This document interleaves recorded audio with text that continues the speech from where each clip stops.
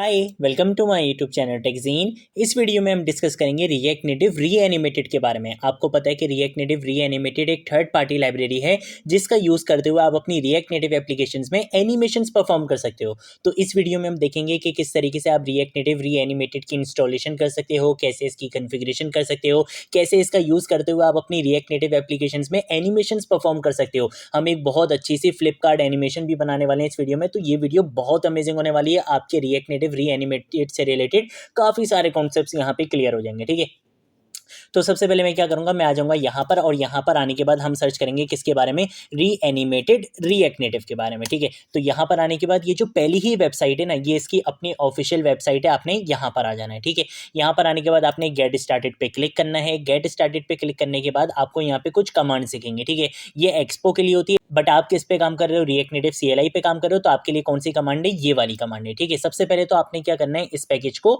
Install करना है। तो मैं यहाँ पर आऊँगा VS कोड के टर्मिनल में, यहाँ पे आके पेस्ट करूँगा और यहाँ पे आके एंटर प्रेस कर दूंगा। ठीक है, इससे क्या होगा, रिएक्ट नेटिव री एनिमेटेड का पैकेज मेरी रिएक्ट नेटिव एप्लीकेशन में इंस्टॉल हो जाएगा। ठीक है, आप यहाँ पे पैकेज.json में आके चेक भी कर सकते हो, यहाँ पे इंस्टॉल हो जाएगा।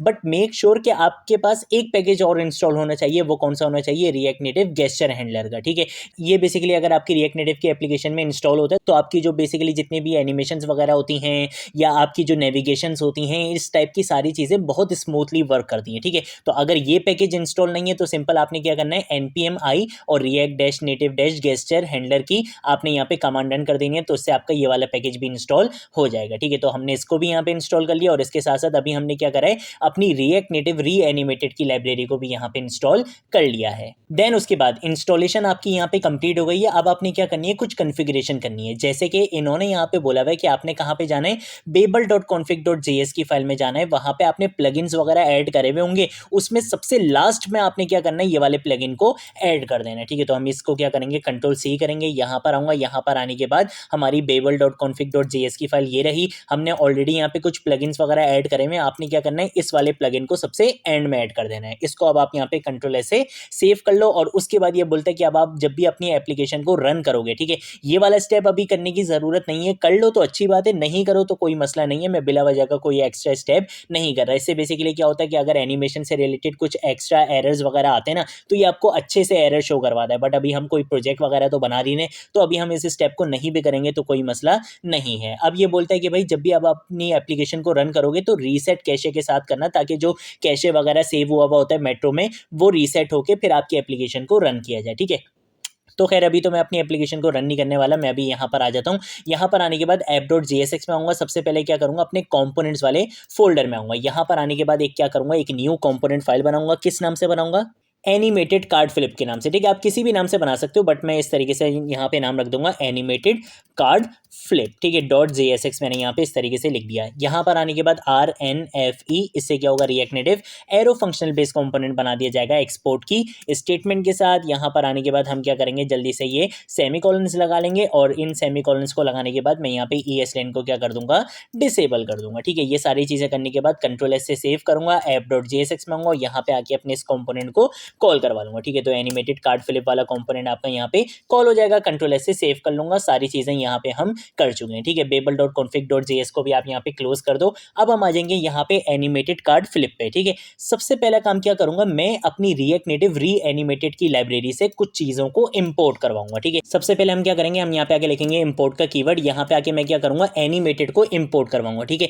ये रिएक्ट नेटिव से मुझे यहाँ पे सजेशन दे रहा है, बट मैंने कहाँ से इंपोर्ट करवाना है, रिएक्ट नेटिव री एनिमेटेड से। ठीक है, तो अभी मैं यहाँ पे सिंपल एनिमेटेड लिखूंगा। उसके बाद मैं यहाँ पे कॉमा लगा के कर्ली ब्रेसेस लगाऊंगा कि यहाँ पे मुझे कुछ और चीज़ों को भी क्या करवाने, इंपोर्ट करवाने। जैसे कि मैं यहाँ पे आगे लिखूंगा यूज शेयर्ड वैल्यू। ठीक है, तो हम यहाँ पे आगे लिखेंगे यूज शेयर्ड वैल्यू। ये बेसिकली क्या होता है, री एनिमेटेड लाइब्रेरी का एक हुक होता है। ठीक है, आप नाम से पहले देख सकते हो यूज लगा हुआ है, इसका मतलब क्या है, ये एक हुक है। ठीक है, काम क्या करता है इसके बारे में अभी हम बात करेंगे। इसके साथ साथ आपको क्या चाहिए, एक और हुक चाहिए, उसका नाम होता है यूज एनिमेटेड और यहाँ पे आके मैं लिख दूंगा स्टाइल। ठीक है, ये भी आपके पास क्या होता है, एक हुक होता है। इसके साथ साथ मुझे क्या चाहिए, एक फंक्शन चाहिए, उस फंक्शन का नाम होता है विद स्प्रिंग होता है। ठीक है, ये सारी चीज़ें आपको इसकी ऑफिशियल वेबसाइट पर भी मिल जाएंगी, बट अभी हम यहाँ पे इन चीज़ों को इंप्लीमेंट करेंगे। ठीक है, मैं यहाँ पे आगे लिखूंगा फ्रॉम, कहाँ से मिलेंगी ये चीज़ें, मैं यहाँ पे आगे लिखूंगा रिएक्ट डैश नेटिव। ठीक है, तो मुझे यहाँ पे लिखना है नेटिव डैश री एनिमेटेड वाली लाइब्रेरी से इन सारी चीज़ों को क्या करवा लो, इम्पोर्ट करवा लो। ठीक है, तो ये एनिमेटेड वाला कॉम्पोनेंट होता है, इसको भी हमने यहाँ पे इम्पोर्ट करवा लिया।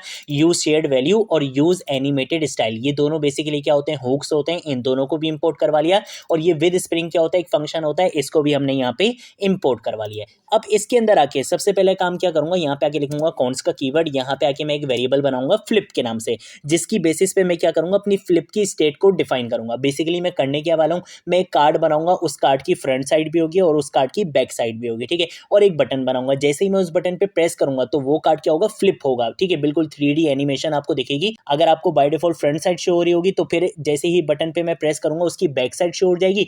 तो उसके लिए मुझे क्या करना पड़ेगा, इसकी स्टेट को देखना पड़ेगा कि बेसिकली ये फ्रंट साइड पर है या बैक साइड पर है, ठीक है। तो उसके लिए हम यहाँ पर आकर क्या करते हैं, हम यहाँ पे आके ये वाला हुक यूज करते हैं जिसका नाम है यूज शेयर्ड वैल्यू का, ठीक है। इसके अंदर आप क्या करते हो, आप यहाँ पे अपनी स्टेट की वैल्यू बताते हो कि भाई आपकी इनिशियल स्टेट की वैल्यू क्या है, फिर कब क्या वैल्यू हो जाएगी, तब आपकी क्या एनिमेशन परफॉर्म होगी, वो सारी चीजें आप यहाँ पे बता देते हो। तो मैंने क्या करा, यूज शेयर्ड वैल्यू के हुक का यूज करो, यहाँ पे एक इनिशियल वैल्यू डिफाइन कर दी है फ्लिप की कि भाई अभी फ्लिप की वैल्यू क्या है, 0 है। आगे जाके मैं इसकी वैल्यू को अपडेट भी करवाऊंगा, ठीक है, और उसी की बेसिस पे फिर मैं एनिमेशन परफॉर्म करूंगा, ठीक है। तो ये काम मैंने यहाँ पे कर लिया। अब मुझे क्या चाहिए, मैं अपने कार्ड में इमेजेस भी रखना चाहता हूँ, ठीक है। तो उसके लिए मैं क्या करूंगा, कॉन्स का कीवर्ड लिखूंगा, यहाँ पे आके लेट सपोज मैं लिख दूंगा फ्रंट इमेज इक्वल टू, यहाँ पे आके हम यूज करेंगे रिक्वायर का मेथड, क्योंकि हमारी जो इमेज है वो हमारी इस एप्लीकेशन के अंदर यानी कि हमारी सोर्स डायरेक्टरी के अंदर, ये इमेजेस वाले फोल्डर के अंदर एक फ्रंट डॉट जेपीजी और एक बैक डॉट जेपीजी, ठीक है। तो इन दोनों इमेजेस का हम यहाँ पे यूज करने वाले हैं। तो रिक्वायर के अंदर मैं यहाँ पे आके लिखूंगा डबल डॉट स्लैश, कि आपने क्या करना है, इमेजेस वाले फोल्डर में जाना है और यहाँ पे ये जो फ्रंट डॉट जेपीजी है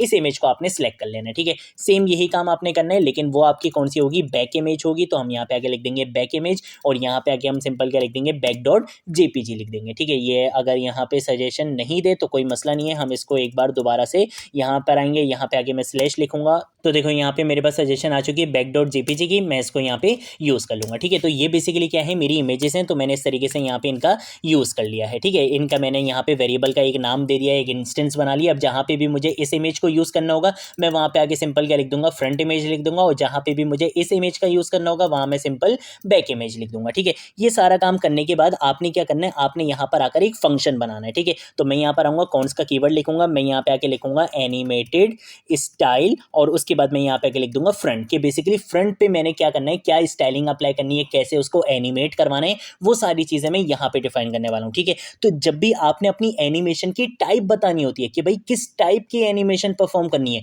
तो उसके लिए आप ये यूज एनिमेटेड स्टाइल वाला हुक यहाँ पे यूज करते हो। तो मैंने क्या करा, इस हुक का यहाँ पे यूज कर लिया। ये हुक क्या करता है, एक कॉलबैक फंक्शन लेता है, तो हमने इस तरीके से यहाँ पे आके एक कॉलबैक फंक्शन बना लिया और इस कॉलबैक फंक्शन के अंदर हम क्या करवा देते हैं, अपनी एनिमेशन को रिटर्न करवा देते हैं, ठीक है। तो इसके अंदर बेसिकली मैं क्या बताऊंगा, अपनी एनिमेशन बताऊंगा। सबसे पहले तो मैं यहाँ पे आके यूज करूंगा ट्रांसफॉर्म की प्रॉपर्टी, क्योंकि मुझे बेसिकली क्या करना है, रोटेट करवाना है। तो आपने सीएसएस पढ़ी होगी, आपको पता है कि वहां पे भी ट्रांसफॉर्म की प्रॉपर्टी होती थी, उससे आप क्या करवाते थे, अपने एलिमेंट को रोटेट करवाते थे। सेम यही चीज यहाँ पर है, आपने क्या करना है, ट्रांसफॉर्म की प्रॉपर्टी का यूज करना है। इसके अंदर कुछ मल्टीपल प्रॉपर्टीज होंगी, तो जब भी आपने इसको एक एरे बना दिया, ठीक है। यहाँ पर आने के बाद हम एक प्रॉपर्टी यूज करते हैं, उस प्रॉपर्टी का नाम होता है पर्सपेक्टिव, ठीक है। तो पर्सपेक्टिव की प्रॉपर्टी का यूज करके जितनी ज्यादा आप इसकी वैल्यू देते हो उतना ज्यादा आपको 3D इफेक्ट अपनी एनिमेशन में शो होता है, ठीक है। तो मैंने यहाँ पे आके वैल्यू दे दी 1000। अगर मैं ये प्रॉपर्टी यूज नहीं करूंगा तो इशू क्या आएगा कि जब मैं अपने फ्लिपकार्ट की बैक साइड देखूंगा ना, तो मुझे अपने फ्रंट साइड की भी परछाई दिख रही होगी, फ्रंट साइड का भी कंटेंट थोड़ा सा दिख रहा होगा। तो इसलिए हम क्या करते हैं, ये पर्सपेक्टिव 1000 की प्रॉपर्टी का यूज करते हैं ताकि ये आपको बिल्कुल 3D इफेक्ट दे, ठीक है। तो मैंने यहाँ पे इस 3D इफेक्ट के लिए इस प्रॉपर्टी का यहाँ पे यूज कर लिया। अब मुझे बताना है कि रोटेट कैसे करवाना है, तो उसके लिए हम यहाँ पे आएंगे, यहाँ पे आने के बाद हम क्या करेंगे, रोटेट वाई की प्रॉपर्टी का यूज करेंगे कि इसको क्या करवाना है, रोटेट करवाना है, लेकिन वाई एक्सिस में आपने रोटेट करवाना है। उसके बाद मैं यहाँ पे आके टेम्पलेट लिटरल्स का यहाँ पे कॉन्सेप्ट यूज करूंगा, डॉलर का साइन लगाऊंगा, कर्ली बेसिस लिखूंगा और मैं बोलूंगा फ्लिप डॉट वैल्यू। जो भी फ्लिप डॉट वैल्यू की वैल्यू होगी वो आपने क्या करना है, बेसिकली उतना डिग्री इसको क्या करवा देना है, रोटेट करवा देना है, ठीक है। अब ये वैल्यू यहाँ पे कहाँ से आएगी, इसके बारे में अभी हम बात करेंगे। ये आपको समझ में आ जाएगा कि जब हम बटन पे प्रेस करेंगे ना, तब ये जो फ्लिप की वैल्यू होगी ये यहाँ पे जनरेट होगी और उसकी बेसिस पे यहाँ पे क्या होगा, एनिमेशन परफॉर्म होगी, ये उसकी बेसिस पे रोटेट होगा, ठीक है। तो ये चीज मैंने यहाँ पे डिफाइन कर दी है, यहाँ पे मैं कॉमा लगा लूंगा। एक प्रॉपर्टी हम और यूज़ करेंगे, वो होगी हमारी ओपेसिटी की प्रॉपर्टी। मैं ये चाहूँगा कि भाई जब मैं कार्ड की अपने बैक साइड देख रहा हूँ तो वो जो मेरी फ्रंट साइड है उसकी ओपेसिटी क्या हो जाए, जीरो हो जाए, यानी कि वो गायब हो जाए, वो मुझे दिखे ही नहीं, इनविजिबल हो जाए। ठीक है, सेम ऐसे ही जब मैं अपने फ्रंट साइड देख रहा हूँ कार्ड की, तो जो बैक साइड है मेरे कार्ड की वो क्या हो जाए, उसकी ओपेसिटी जीरो हो जाए, वो इनविजिबल हो जाए। ठीक है, तो उसके लिए हम यहाँ पे आके कंडीशन लगाएंगे। मैं यहाँ पे आके बोलूंगा फ्लिप डॉट वैल्यू, अगर फ्लिप की वैल्यू क्या है बेसिकली लेस देन 90 है, यानी कि आपकी जो कार्ड की फ्रंट साइड है अभी वो शो हो रही है, तो उस पे आपने क्या करना है, ओपेसिटी को 1 रखना है, यानी कि फ्रंट साइड आपकी कंप्लीटली शो होनी चाहिए। लेकिन अगर फ्लिप की वैल्यू ग्रेटर देन 90 हो जाती है, यानी कि जो आपका कार्ड है वो फ्लिप हो चुका है, बैक साइड पे आ जाता है, तो इसकी ओपेसिटी फिर आप क्या कर देना, जीरो कर देना, ताकि जो फ्रंट साइड है कार्ड की वो क्या हो जाए, इनविजिबल हो जाए। ठीक है, बस ये चीज अगर आपको समझ में आ गई तो फिर तो कोई मसला होगा ही नहीं। ठीक है, यहाँ पर अगर हम क्या करेंगे सेमीकोलन, और यहाँ पे भी हम क्या करेंगे सेमीकोलन लगा लेंगे। ठीक है, तो इस तरीके से बेसिकली हमने यहाँ पे क्या कर लिया है, अपना फ्रंट साइड तो हमने यहाँ पे स्टाइल कर लिया है। सेम यही काम आपने करना है, इसी को क्या करूंगा, कंट्रोल डी से कॉपी लाइन डाउन करूंगा, यहाँ पे एनिमेटेड स्टाइल के बाद आप इस फंक्शन का क्या कर दो, नाम यहाँ पे चेंज कर दो। जैसे मैं यहाँ पे आके कर दूंगा एनिमेटेड स्टाइल बैक। ठीक है, यूज एनिमेटेड स्टाइल का होगा, आपने यूज करना है, क्योंकि आपने बताना है कि भाई जब बैक साइड पे आएगा तो किस तरीके से इसकी एनिमेशन वर्क करेंगी। परस्पेक्टिव 1000 एज इट इज रहेगा। फ्लिप डॉट वैल्यू के अंदर आपने क्या करना है, प्लस 180 करवा देना, ताकि ये क्या हो जाए, रोटेट होके बैक साइड पर आ जाए। ठीक है, तो ये चीज मैंने यहाँ पे डिफाइन कर दी है। उसके बाद ये सारी चीजें सेम रहेंगी, और यहाँ पे आके हम क्या बोलेंगे, फ्लिप की वैल्यू बेसिकली क्या होनी चाहिए, ग्रेटर देन इक्वल टू, अगर 90 है तो बैक साइड आपकी शो होनी चाहिए, यानी कि ओपेसिटी 1 रहनी चाहिए। लेकिन अगर फ्लिप की वैल्यू लेस देन 90 है तो फिर इसकी जो बैक साइड की ओपेसिटी है वो जीरो हो जाए, और जैसे ही इसकी ओपेसिटी जीरो होगी इसकी ओपेसिटी क्या हो जाएगी, 1 हो जाएगी। ठीक है, तो इस तरीके से बेसिकली क्या होगा, आपका जो फ्रंट साइड है और बैक साइड है वो इस बेसिस पे क्या हो रहा होगा, शो हो रहा होगा, किसकी वैल्यू की बेस पे, फ्लिप की वैल्यू की बेसिस पे। ठीक है, ये काम आपने यहाँ पे कर लिया है, ये चीज भी आपकी हो चुकी है। अब आप क्या करोगे, एक फंक्शन बनाओगे, जो फंक्शन क्या होगा, कब कॉल होगा, जब आप बटन पे प्रेस करोगे। तो हम यहाँ पे आके लिख देंगे हैंडल फ्लिप के नाम से क्या करेंगे, एक फंक्शन बना लेंगे। ठीक है, इसको हम क्या करेंगे, बेसिकली एक कॉल बैक फंक्शन इस तरीके से बना लेंगे। यहाँ पे आके मैं बोलूंगा फ्लिप डॉट वैल्यू, कि फ्लिप की वैल्यू आपने क्या रखनी है। ठीक है, क्या असाइन करवाना है वो मैं यहाँ पे बताऊंगा।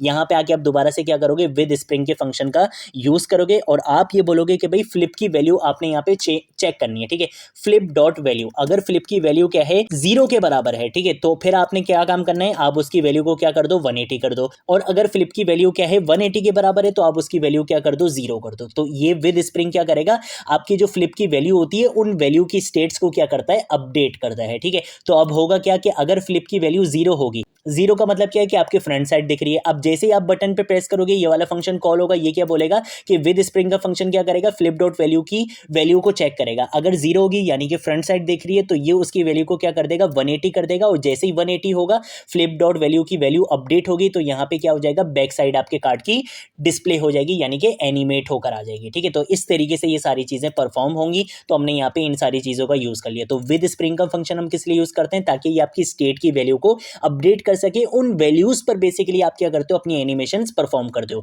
ये जो यूज एनिमेटेड स्टाइल का जो हुक होता है, ये बेसिकली हम इसलिए कॉल करते हैं कि बेसिकली हमारी स्टाइलिंग वर्क कैसे करेगी, कि भाई रोटेट वाई में करवाना है, रोटेट एक्स में करवाना है, क्या चीज करवानी है, किस तरीके से करवानी है, एनिमेशन में करना क्या है, बेसिकली किस टाइप की एनिमेशन परफॉर्म करनी है, वो सारी चीजें आप इसके अंदर डिफाइन करते हो। ठीक है, तो ये सारी चीजें हमने यहाँ पे यूज कर ली हैं। यूज शेयर्ड वैल्यू का हुक बेसिकली क्या करता है कि ये इसकी वैल्यू को शेयर करेगा आपकी पूरी एनिमेशन के अंदर। ठीक है, तो बाय डिफॉल्ट हमने जीरो रखी हुई थी, फिर ये अब आगे जाके हम इसको अपडेट करवा रहे होंगे विद स्प्रिंग फंक्शन का यूज करते हुए। ठीक है, तो ये सारी चीजें हमने यहाँ पे बना ली हैं। अब बेसिकली हमने क्या करना है, हमने अपना कंपोनेंट यहाँ पे डिफाइन करना है। ठीक है, तो उसके लिए आपने सिंपल क्या करना है, सबसे पहले आप आ जाओगे व्यू कंपोनेंट के अंदर। लास्ट वीडियो में हम ऑलरेडी नेटिव विंड पर काम कर चुके हैं, तो अब मैं आपको आगे आने वाली कुछ वीडियोस में नेटिव विंड पर ही काम करके दिखाऊंगा, ताकि आपके नेटिव विंड से रिलेटेड कॉन्सेप्ट्स भी क्लियर होते रहें, और जो जो चीज़ें हम पढ़ते रहें वो भी आपको अच्छे से आती रहें। ठीक है, तो जब भी नेटिव विंड की स्टाइलिंग आपने परफॉर्म करनी होती है, आपने क्या करना होता है, क्लास नेम की प्रॉपर्टी का यूज़ करना होता है। इसके अंदर सबसे पहले मैं फ्लेक्स 1 दे दूंगा, इसके बाद हम यहाँ पे आगे दे देंगे जस्टिफाई सेंटर की प्रॉपर्टी, ताकि ये लेफ्ट राइट से सेंटर में आ जाए।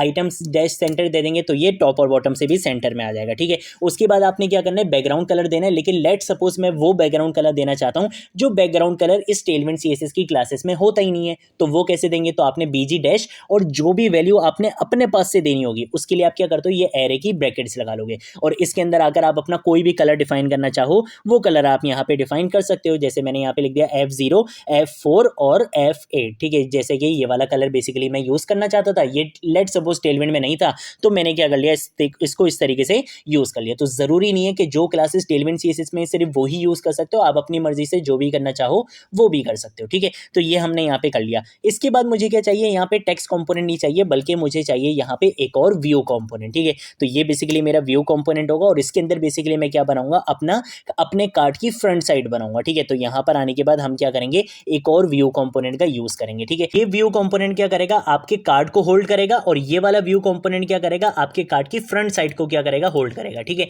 यहाँ पे आके दोबारा से क्या करेंगे, क्लास नेम की प्रॉपर्टी का हम यहाँ पे यूज करेंगे। इसके अंदर आके मैं W-64 यानी कि विद में क्या दे दूंगा, इसकी 16 नेम दे दूंगा, ठीक है।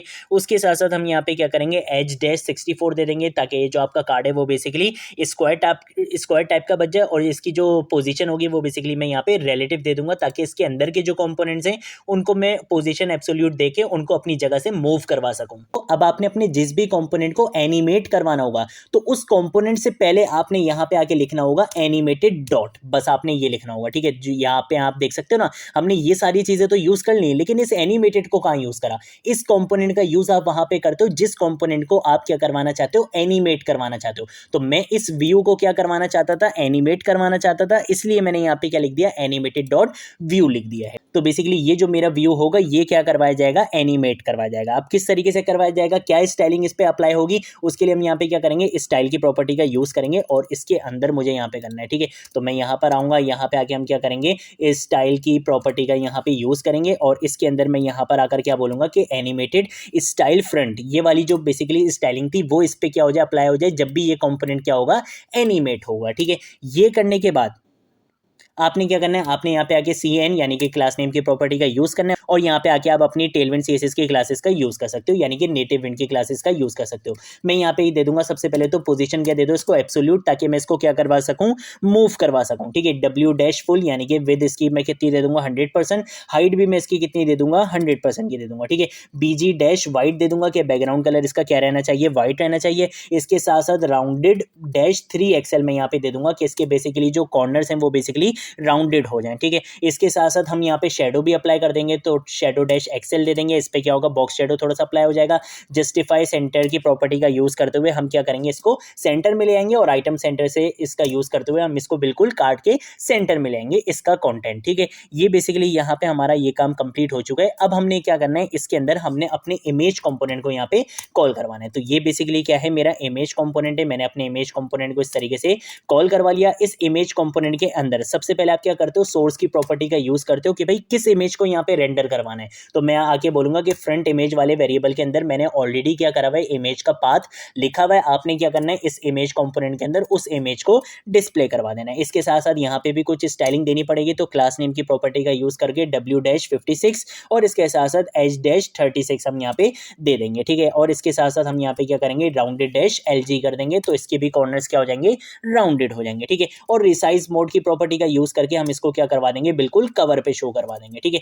तो उसके लिए हम यहाँ पे आके सिंपल लिख देंगे कवर, ठीक है। तो इस तरीके से ये हमारी इमेज यहाँ पे शो हो जाएगी। इमेज के बाद मैं चाहता हूँ कुछ टेक्स्ट डिस्प्ले करवाना, तो हम यहाँ पे टेक्स्ट कंपोनेंट का यूज करेंगे। इस टेक्स्ट कंपोनेंट के अंदर लेट सपोज मैं यहाँ पे आगे लिख दूंगा कि ये क्या है, मेरा प्रोडक्ट का टाइटल है, ठीक है। तो हम यहाँ पे आगे लिख देंगे प्रोडक्ट टाइटल और इसके अंदर हम यहाँ पे आगे लिख देंगे item 1 लिख देंगे, ठीक है। item 1 लिख देंगे। इस तरीके से मैंने यहाँ पे एक टेक्स्ट यहाँ पे लिख लिया है, ठीक है। या आइटम यहाँ पे हम एक काम ये करते हैं कि आइटम यहाँ पे फ्रंट लिख लेते हैं ताकि आपको पता चले कि फ्रंट साइड कौन सी है और बैक साइड कौन सी है, ठीक है। इसके अंदर भी आके हमें क्या करनी है, क्लासेस देनी है। तो मैं यहाँ पे क्या करूंगा, क्लास नेम की प्रॉपर्टी का यूज करूंगा, टेक्स्ट-LG दे दूंगा सबसे पहले तो, ताकि क्या होगा, इसका टेक्स्ट का फॉन्ट साइज थोड़ा सा यहाँ पे इंक्रीज हो जाएगा। फॉन्ट में थोड़ा सा बोल्ड रखना चाहता हूँ, तो उसके लिए हम यहाँ पे क्या करेंगे, फॉन्ट डैश सेमी बोल्ड की प्रॉपर्टी का यूज कर लेंगे, ठीक है। MT-3 यानी कि मार्जिन टॉप से कितनी दे दो, 3 दे दो। इसके साथ साथ टेक्स्ट का अगर आपने कलर चेंज करना है और वो colour let suppose native wind की प्रॉपर्टीज में नहीं है, क्लासेस में नहीं है, तो वही काम एरे लगाएंगे। एरे के अंदर जो कलर देना चाहते हो दे दो। मैंने यहाँ पे #333 दे दिया, वो कलर इसके ऊपर आ जाएगा यहाँ पे, ठीक है।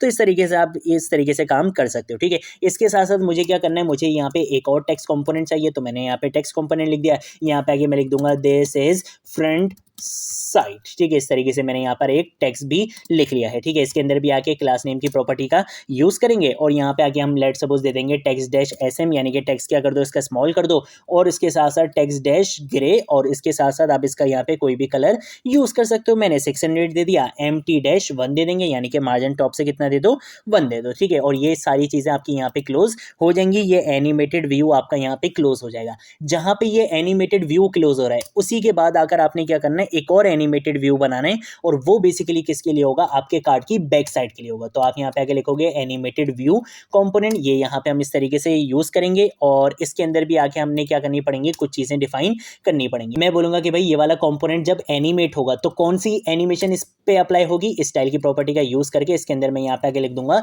स्टाइल विद, और क्या नाम रखा था हमने यार, यहाँ पे मैं नाम भूल गया, एनिमेटेड स्टाइल बैक रखना था, ठीक है। तो हम यहाँ पे आगे यूज करेंगे एनिमेटेड स्टाइल फ्रंट, हम ऑलरेडी यूज कर सकते हैं, ये किसके लिए, बैक के लिए, तो हमने यहाँ पे लिख दिया एनिमेटेड स्टाइल बैक।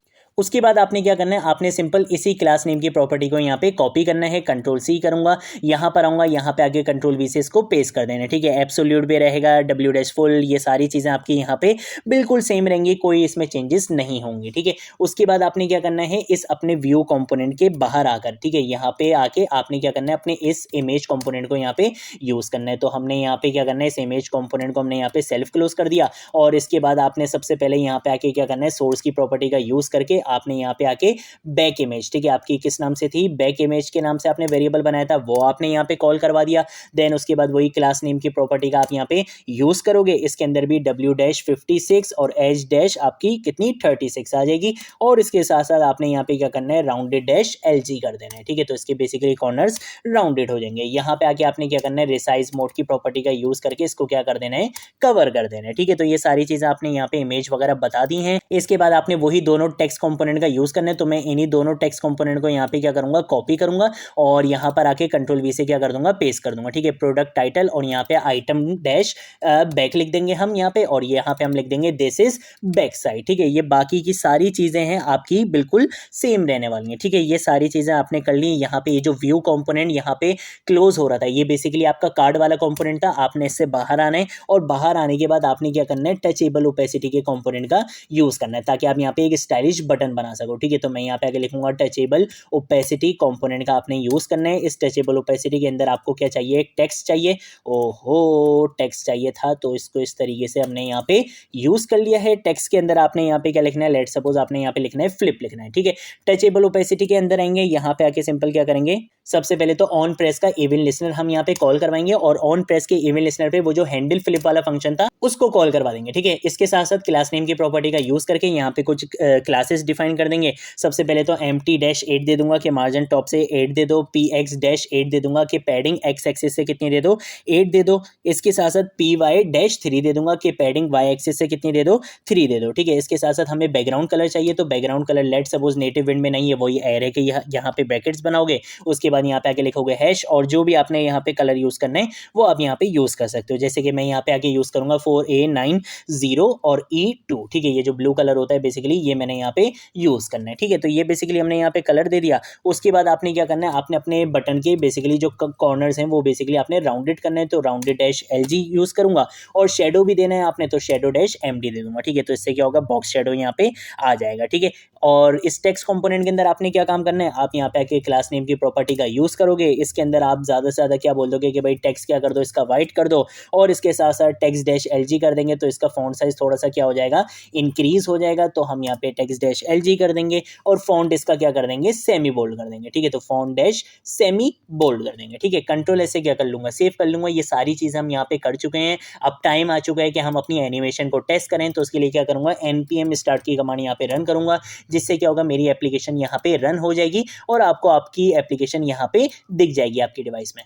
अब यहाँ पे बेसिकली मुझे एक एरर मिल रहा है, वो इसका मिल रहा है कि यार ये जो इमेज कंपोनेंट है ना, ये यहाँ से इंपोर्ट हो गया। इमेज कंपोनेंट बेसिकली हमने सिंपल रिएक्ट नेटिव का यूज़ करना था, ठीक है। तो मैं यहाँ पे आगे लिख दूंगा इमेज, और यहाँ पे ये जो बिला वजह की इंपोर्ट हो गया था ना, इसको मैं यहाँ से हटा दूंगा। और रन करने के लिए बेसिकली रिकमेंडेड यही है कि आप इस वाली कमांड को रन करो, ताकि अगर कोई कैशे हो तो वो उससे रिमूव हो जाए, ठीक है। वरना कभी कभी इशूज़ भी आ जाते हैं, ठीक है। Ctrl+S से क्या करूँगा, सेव करूँगा, यहाँ पे आके एक बार इसको रिफ्रेश करूँगा, ठीक है।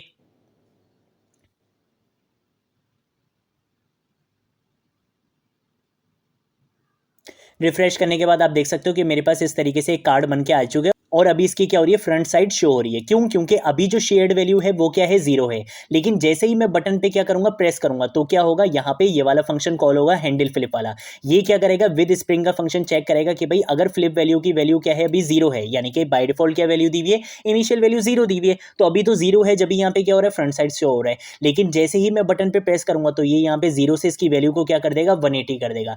और हमने बोला था कि अगर फ्लिप की वैल्यू 90 से ग्रेटर हो जाए तो आपने क्या करना है, बैक साइड कार्ड की शो करवा देंगे। तो हम चेक करते हैं, यहाँ पे आके बटन पे प्रेस करूंगा तो देखो ये इस तरीके से एनिमेट होकर आ गया। ठीक है, तो अब यहाँ पे क्या हो चुकी है, फ्लिप की जो वैल्यू है वो 90 से ग्रेटर है, यानी कि 180 है। लेकिन जैसे ही क्या करूंगा, दोबारा बटन पे प्रेस करूंगा तो ये क्या करेगा, फ्लिप की वैल्यू चेक करेगा, ये बोलेगा कि भाई अभी बाय डिफॉल्ट क्या है, 180 है, क्योंकि यहाँ पे बैक साइड शो हो रही है। लेकिन जैसे ही बटन पे प्रेस करूंगा ये वापस से इसकी वैल्यू को क्या कर देगा, 0 कर देगा। और जैसे ही 0 वैल्यू होगी, इसका मतलब है 90 से लेस देन है, तो आपकी कौन सी साइड शो हो जाएगी, फ्रंट साइड शो हो जाएगी। ठीक है, यहाँ पर अगर इस बटन पे प्रेस करूंगा फ्रंट साइड आ चुकी है। ठीक है, तो इस तरीके से बेसिकली आप क्या कर सकते हो, एक फ्लिप कार्ड एनिमेशन यहाँ पे क्रिएट कर सकते हो। जब आने वाले टाइम में हम प्रोजेक्ट्स वगैरह बनाएंगे तब हम रिएक्ट नेटिव रीएनिमेटेड का यूज करते हुए कुछ और एनिमेशंस को भी देखेंगे। बट एक चीज याद रखना, वेब डेवलपमेंट में एनिमेशंस हम बहुत ज्यादा करते हैं, वहां पर बहुत अच्छी भी लगती है, लेकिन मोबाइल एप्लीकेशन डेवलपमेंट में हम बहुत ज्यादा एनिमेशंस परफॉर्म नहीं करते हैं। ठीक है, जहां पर हमें नीड होती है सिर्फ वहीं पर ही हम उनको इंप्लीमेंट करते हैं, बिला वजह की हम एनिमेशंस नहीं लगाते हैं। क्योंकि जब भी हम वेब डेवलपमेंट के बैकग्राउंड से आते हैं ना, तो हमारी बिल्कुल कोशिश होती है कि यार ये चीज़ यूं उड़ते हुए जा रही हो, यहाँ से ये हो रहा हो, वो हो रहा हो। इस तरीके की चीज़ें हम मोबाइल एप्लीकेशन डेवलपमेंट में नहीं करते हैं, ये एक अच्छा यूज़र एक्सपीरियंस नहीं देता है। ठीक है, तो आपको एनिमेशंस वहीं पर यूज़ करनी है जहाँ पर रिक्वायर्ड हो। ठीक है, जैसे आप कोई कार्ड्स वगैरह बना रहे हो, अब वहाँ पे कार्ड्स में इस तरीके की एनिमेशन अच्छी लग सकती है। कोई प्रोग्रेस बार बना रहे हो, उसमें एनिमेशन अच्छी लग सकती है। ठीक है, कोई नेविगेशन में अगर आपने एनिमेशंस वगैरह लगानी है उसमें एनिमेशन अच्छी लगेगी। कोई गेम बना रहे हो तो उसमें अलग बात है, लेकिन इस तरीके की एप्लीकेशंस में जो आप किसी बिजनेस वगैरह के लिए बना रहे होगे उसमें बिला वजह की एनिमेशंस आपने यूज नहीं करनी होती हैं। ठीक है, तो बस ये चीज़ याद रखना। बाकी हम आगे जाके जब प्रोजेक्ट्स वगैरह बनाएंगे तब इन सारी चीज़ों को यूज भी करेंगे। ठीक है, तो आज की वीडियो के लिए इतना ही। अगर कोई चीज़ नहीं समझ आई नीचे कॉमेंट सेक्शन में पूछ लेना, सोशल मीडिया अकाउंट से पूछ लेना, मैं जरूर आप लोगों को रिस्पॉन्ड करूंगा। अब हम मिलेंगे नेक्स्ट वीडियो में नेक्स्ट टॉपिक के साथ, तब तक के लिए बाय बाय।